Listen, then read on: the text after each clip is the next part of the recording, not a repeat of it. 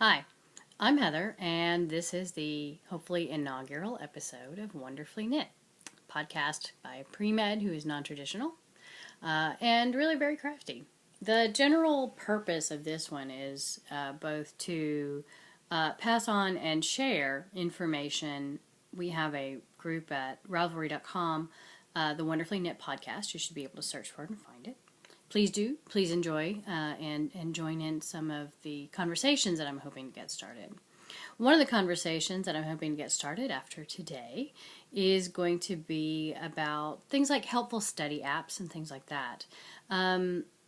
Just to start off, if you have iOS or any of the Mac OS, one of the things that I really recommend to you is an app that I picked up on the recommendation of some schoolmates of mine called GoodNotes. I can use it on my iPad along with this lovely, the Jot Pro, which is a little tablet thing. You can see that it comes with a little circle at the end. I got this off of thinkgeek.com. I think it was $30 or $35. Anyway, so GoodNotes is really great because what happens is you can import your PDFs that your notes that your professors upload before class, or even during class or after class, and you can write your notes directly on the page using your tablet and your tablet pencil, tablet stylus. I found that to be a huge help in a number of my classes, especially where the professor gave out PDFs and things before class, notes before class. You can also scribble on it if you want to, play around with the functionality and see what works for you. If you're not running Mac, if you're running PC, and you have either a laptop or especially a Surface laptop or a tablet, then the one that I want to recommend to you is OneNote. I actually found that it had a lot of functionality. In some ways, if I had been able to make OneNote work properly for my iOS, for my iPad, I really would have continued working with it. It can use a lot of memory depending on what you're doing. I was able to drag PDFs into that, make notes right there. I type faster than I write. And it was really easy and really fast for me to just drag it in and start typing notes next to it. You know, click a space next to the PDF, start typing in notes. You can start a notebook for each class that you have or a semester that you have or whatever. Anyway, another one to explore their functionality with. If you guys have any study apps that you recommend, do please share them on the group. I will start a discussion regarding like episode 1, and I would love to hear what you have to recommend. Okay, so on to stash. I'm a crafty sort of individual. And this week it looks like knitting is going to be the stash. I actually got these this morning. This massive thing that some podcasters have on occasion called an enormous fish, like you throw across at a fish market, is Eco Plus by Cascade Yarns, and this is their Shire Green. This is going to go into a hooded cowl that I've loved the looks of since I saw it on a knitting calendar that I paid for in I think it was 2012. And I think it's beautiful. It's called the Into the Woods cowl. Which, of course, Into the Woods is also a musical that I have loved since I was a kid, or young woman, anyway. And so that's what that's going to become. This also came today in the same package. This is Lorna's Laces. This is their Soulmate yarn. I have never tried this before. It has in it this little thing right here, Outlast, and it's supposed to help regulate temperature. It's a viscose, and I'm interested in seeing how this both manages temperature. People swear up and down about it, that it's really great. And and also how it lasts. Because of late, I've had a real problem with all of my hand knit socks wearing through on the feet, and it is annoying. And I am of the opinion that a darned sock is never going to feel the same way as the original sock. And so my method for dealing with darned socks is Stephanie Pearl McPhee's method, where I hold the sock over a trash can and I say darn, darn, darn, and I drop it in the trash can and I let it be. I let it go. I'm going to knit some more. But nonetheless, I really hate it when that happens because I really like my hand knit socks. I don't knit them because I don't like them.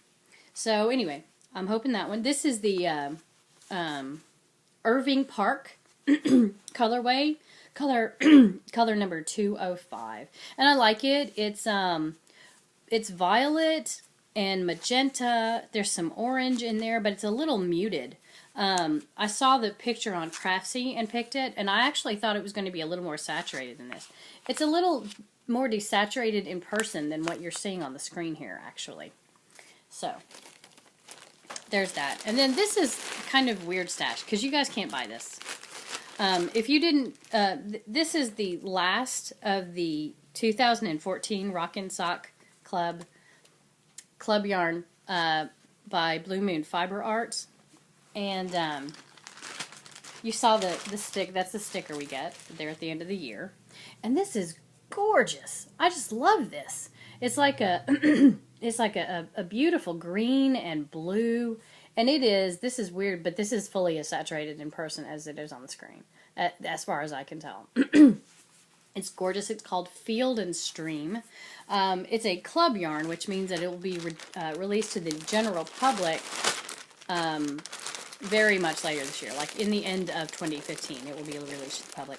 But it's gorgeous, and I love it, and I recommend it. This is another one. This is their Super Wash Merino Socks That Rock. This is the lightweight. I love this stuff. I love it. It makes wonderful socks. The problem is that I wear them to death within about 3 weeks. I have done that already. I had a pair of socks that I finished in very late August, very early September, and I have worn a hole in the foot, at the ball of the foot. So I love them. I may try to darn them and see what happens, but it was the last straw. I have determined that from now on I'm just going to knit socks in yarn that either has nylon or silk in it. So that's the new stash. I don't buy yarn very often, so I have a pretty established stash at this point. So on to projects. This is, a lot of these are projects that I put down for a while. Right now I'm kind of on a gap year. For those of you who don't know what that is, basically you apply to med school, and some schools, if you are accepted, allow you to take a year between your undergrad studies and entering your study at med school, and it's called a gap year. My gap year is not quite a gap year. What happened was that I wasn't quite accepted. What I was put on hold, and that means for a schoolyard version of that, I would say, we like you, but we don't know if we like you. And if the team captain is going to ask us to the prom, we're going to go with him. But if he doesn't ask us, we're totally going to ask you. So basically what that means is they put me on on a rated list, and as they get people who leave their acceptance list, go to other schools, basically. Those people inform the school, and the school goes down their hold list, their ranked hold list, and they go to those people and they offer them the position that was just freed up. Basically, all of my schools that I applied to were like, yeah, we don't know. It was a really weird year. We had no movement. And a lot of them, I know somewhat personally, and they would not actually lie to me about that, or try to blow smoke up my skirt. And I have corroboration as well from other sources that the hold list just didn't move for those schools last year after May, which was really, really weird. They haven't done that in about a decade, they were saying. So, but in the meanwhile, during my gap year, I've been trying to get real creative and do stuff that I've been wanting to do for a while. And finish, in this case, stuff that I haven't touched in a while. This is one of those projects. This is actually, this is the beginning of the Echinacea sock. I was a member of not last year, but the year before, so 2013. I did the sock sniper kind of contest. Basically, you pay to sign up. You fill out your dossier, and with your size and this kind of thing, and how you like your socks to fit. And you get in exchange 4 or 5 patterns from various designers, and then you are also given a dossier on somebody. And the idea is to knit the sock and send them to the person on your list before they're done, and then they're assassinated, they're out of the game. And see how much of that you can get done before you're out. So, and then the socks that you're working on when you're assassinated are sent on to the next person on your list. Well, the next person on your targets list. Or on their targets list, rather. So there's that one. So this is the Echinacea sock. I'll be linking project notes and links to project pages on at the very least on Ravelry in the show notes, which should be able to be found at the WordPress that I'm going to be starting probably today for the website. And I will try to be copying the show notes at the Ravelry group for each episode as well. I'm going to see how that works. That may not work out very well. We'll see. But, so Echinacea sock from that set of patterns. Now, the yarn, you see this yarn. This is actually, you see these notes of orangish going on there. In person, I find this yarn to be more of the orangey brown than quite as red as I see it on my screen. Red is notorious for being difficult to get accurate pictures of anyway. So, but this, I really love this sock base. This is Sheepy Time Knits. The colorway is the Last Centurion. It's a reference to Doctor Who. And then this is her Sheepy Feet base, which is, this is a merino and nylon. So superwash merino and nylon, which is going to fill out that whole thing where I have this paranoia now about knitting my socks. So, and then these are, I want to say these are the Red Lace Needles by ChiaoGoo. And I got these ridiculously long ones because I was going to do 2 at a time with something when I bought these. But I also didn't want to take the time to roll up one skein into 2 balls when I got started on this. I have had, here it is. So this is another sock that I'm working on. This is for my husband. And this is the Caw-Caw-esque pattern. You can see that. And the yarn is Peyton's Croy Socks Rag Shades in the, where's the color?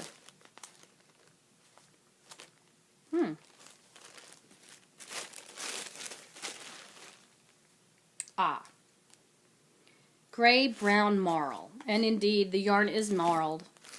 It knits up nicely well. These are actually fairly neutral tones, with the exception perhaps of the red. Croy sock around here is a really popular sock in this house. It lasts. It wears like iron. And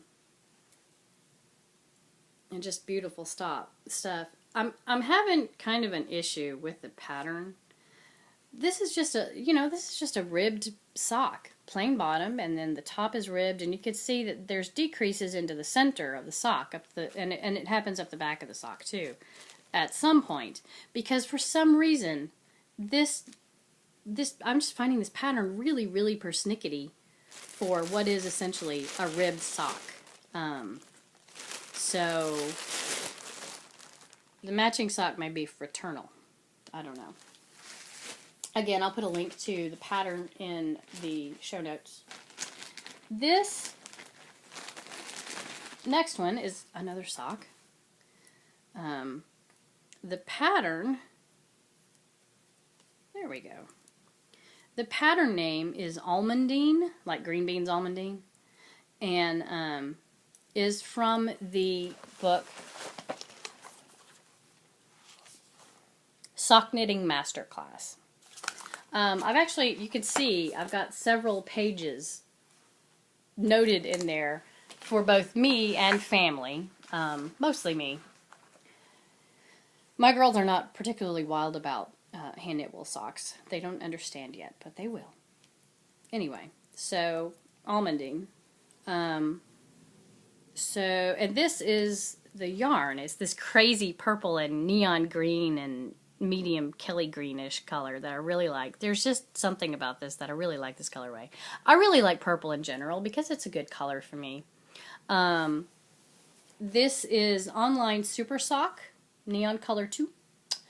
I don't know if I have a colorway name on this one. Yeah, just a number. It's in German. Farbe 01726 Partie 600. This is seriously fast knit. The pattern itself, there is a lace pattern in here, but because I picked a crazy yarn for it, it shows up differently than it does on the one in the book. So there's that.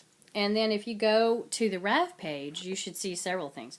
You should see several examples of it so that you can get a good idea of what it looks like in a more solid color. I don't normally do really busy yarns for lace, but this one was kind of inspired. When I saw the name Almondine when I was looking through this book for a project, I thought for a second, I misread it for a second. I thought, Almondine? Holy cats, is that, from the Seanan McGuire books, which, by the way, if you like fantasy type novels, I recommend Seanan McGuire's October Day series to you. There's a character in there called Amandine. Not to give anything away, but because it's in the first chapter, I think.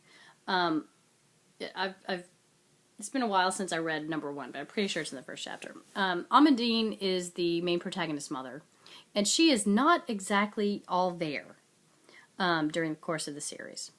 And that kind of seemed like it would go.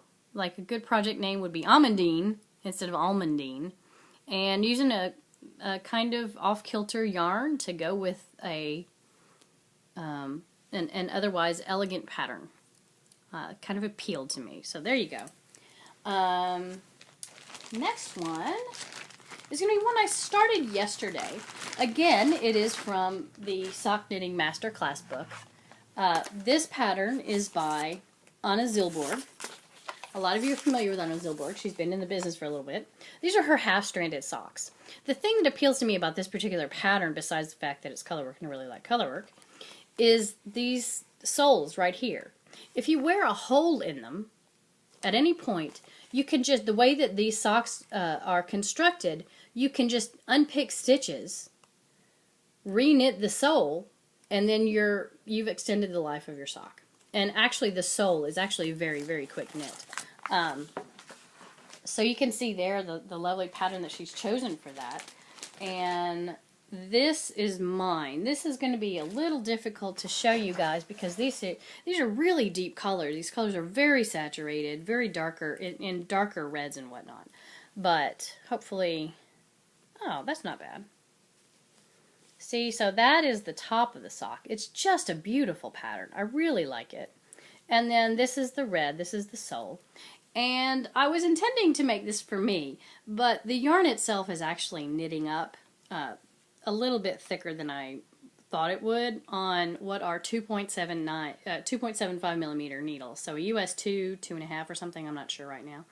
And these are DPNs. I do both DPN and circular needle, just depending on what I'm doing. But because these are color work, I'm more inclined to do them on DPNs. The yarn is, the green is Cascade Heritage. Here we are. Hand painted sock. It is a green color. What's the colorway? Oh, color 9824. I'm sure there's a colorway name. I've had this for actually a number of years. This is fairly deep stash. And Originally, I bought it intending to make something for my husband that wasn't actually socks, but it got put on the back burner. He expressed that that wasn't exactly a project that was going to work for him anyway, and it worked out. I made another thing for him, and this went into stash, and it's this really pretty deep greeny blue, and it's working out really beautifully against this red. The red colors is Wildfoot Luxury Sock Yarn in the colorway is called Ragtime, which makes no sense to me, but whatever. And it's by Brown Sheep Company. Now, a note about the yarn. This is a superwash yarn. It has nylon in it, which is why I'm doing this, because my new resolution is not to knit such socks again. But at the same time, while it's a superwash wool, I don't know that I really want to work with it again. And the reason that I say that is because there's a couple of different ways to render wool superwash, which means that ostensibly you can throw it in your washing machine. And ostensibly into your dryer, although I wouldn't do that. That's not what I would do. I have a washer that does a good job of wringing water out. It's a high efficiency washer. And I don't feel a need to put my socks in the dryer. Any of my knit goods in the dryer, ever. So there's two ways to render a superwash. One, both involve the scales on the wool. When the scales on the wool, on the shaft of the wool, open up from the main center, right, they'll hook onto one another, and that's how you get felting. And that's also how you get smaller hand knits. That's how you put your full-sized boyfriend's wool sweater in the dryer and get out something that would fit my 6-year-old. Now, to prevent that happening, what you do is you prevent the scales from opening. There's two ways of doing that. Breaking off the scales, which is a slightly more expensive option for the mill, for the person treating the wool, or you can coat it so that the scales don't come up. Now, the problem with option number 2 is that eventually that coating will wear off, and one day you will put your hand knit good that says superwash into the dryer or into the washer, maybe on warm, because maybe it got really dirty somehow and you feel the urge to put it on warm, and it will come out again to fit my 6-year-old, because those wear off. They're not meant to be permanent. They can't be permanent, especially if you're washing it. I have a feeling this is the second sort. This red is the second sort. It's not very nice in the hands to knit with, especially when you put it next to something like the Blue Moon, the Socks That Rock Lightweight. It's not very nice in the hand. It might wear like iron. We'll see. You know, I'll treat it as nicely as I could, and we'll just see how that goes. That is all my current projects. I'm actually about to frog some projects, because this is the one thing I do in the beginning of the new year. I look back at my projects that are on the needles, and I say, am I going to finish that? And then oftentimes I say no. Here is one such. This is Wildfoot as well. I bought this for my husband, again, and he is very happy to have a knitter who makes him socks. But I don't like how this feels, and I think this pattern is honestly going to be way too big. Like, this is my face, and it goes across my face. My husband's not a huge man. He's a tall guy, but he's not really huge, and these are enormous. So I'm going to frog these, and I'm going to knit him something in yarn that I would like to work with. Part of it may be that the needles are too big, and so the fabric is also enormous, but we'll see. I believe these are Knitter's Pride. These are either Knitter's Pride or Clearancey Knit Picks Harmony. I think they're Knit Picks Harmony, actually. These are probably a smaller size 2, if not right at a size 2, or like a 2.5, 2.5 millimeter. And I like the needles pretty well, you know. They're not bad. And of course, I really love what Knitpicks does with their needles cables. They're so floppy and they don't have memory, and that's fabulous for this kind of thing. So that's going to be frogged. In addition, I can't touch it right now because it got covered in cat hair, which is gross, but there you are. I have 3 cats. I am going to be frogging a partly started February lady sweater that I found. This is the cardigan version with the lower scoop neckline. And it's going to be going to the frog pond. Because I started it before my now 6-year-old was conceived. I'm a little different size now. So I'm going to free that yarn up to be something else because it's some really great color, deep green, like a little bit deeper green than this Cascade 220. And it's just destined for good things, so I'm going to do that. Now, I don't only knit. That's just all that I have to talk about today. My spinning wheel is now at the foot of my bed. I also sew quite a lot. I do reenactment type stuff. Late 16th century, mid to late 16th century, some very early 17th century clothes, kind of a hobby of mine. So you may see some of those items on occasion as well. So sewing and stuff, yeah.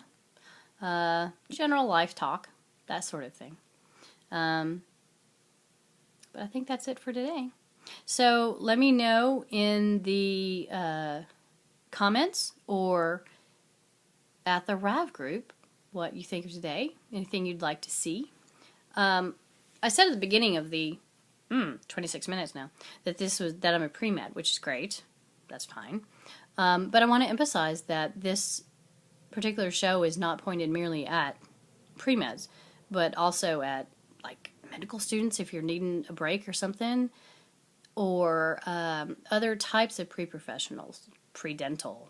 I'm pre-allopath, but if you're a pre-osteopath, love to hear from you too. So feel free to join in.